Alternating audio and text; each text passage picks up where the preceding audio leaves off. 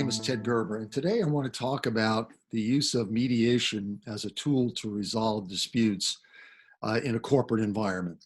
And first of all, to talk about what mediation is a utilization of a third party to help two parties resolve any issue or issues they have. And it's a process that's been around for many years. I've utilized it in my coaching practice. And have helped companies resolve issues between teams or individual executives, sometimes between functional teams, sometimes between divisions, and so forth. So mediation is a lot of confusion sometimes between mediation and arbitration, which I'll talk about in a moment. But again, the purpose of mediation is to use a third party to help facilitate a discussion where both parties reach an agreement that's their agreement. So when would you use a process like this in a corporate environment?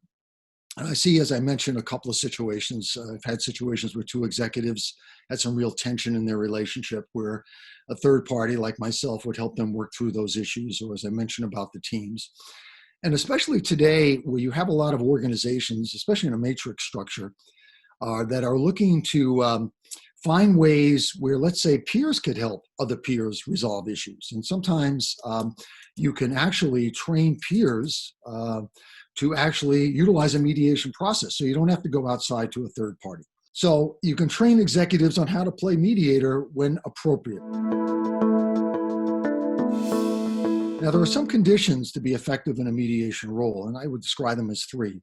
The first being confidentiality. If you're going to play that third party role and broker, if you will, a deal between two people or two organizations or two teams, you have to be seen as being able to maintain confidentiality. Meaning if people tell you things in confidence, that needs to remain in confidence, and it builds the trust that's required to play that role. The second is acceptability. In other words, both parties need to see you as somebody that's going to be credible, and have the ability to help them work through whatever issues are preventing them from moving forward. And the third is they need to see you as being impartial and not being favored by one or the other, or you're having a favorite perspective on one versus the other's point of view. And those three things need to be all interrelated: the confidentiality, acceptability, and partiality. So if you're going to play that role, you have to be cognizant to maintain those three key areas to make sure you are effective in the role. What is the value of mediation, and how would you distinguish it between, in today's environment, using it from a virtual perspective versus an in-person perspective? So in-person mediation, which is the traditional format, is where the mediator would physically meet with both parties and try to work through an issue with them. Today, that can be done virtually. And there's one key difference here, because people sometimes say to me, well, if you're doing it virtually, you can't read the body language. But I think it's a different form of body language you're reading.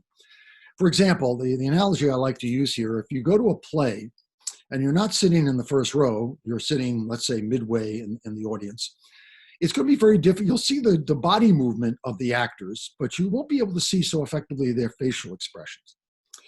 And so the body language reading is around how the body moves.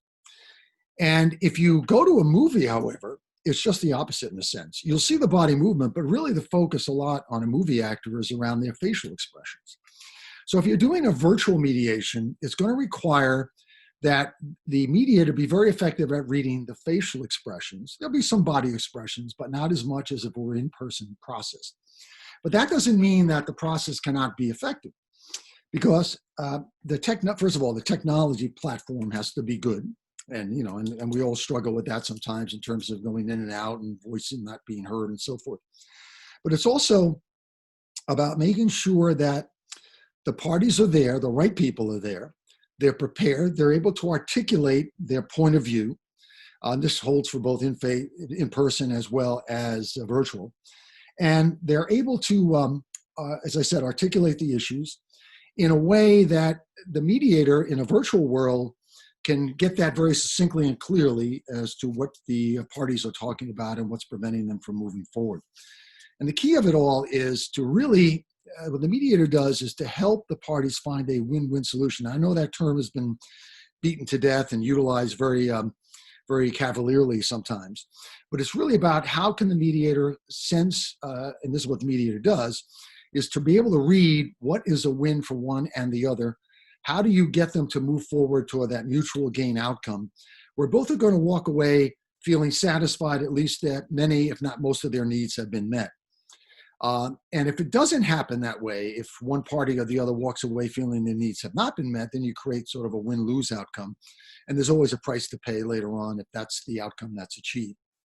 So what the mediator is there to do is, again, to help the parties reach agreement on their own, create a mutual gain outcome, has no power to force that on either party. So it's not like arbitration where, and this is one of the challenges, I think, and one of the values that mediation brings.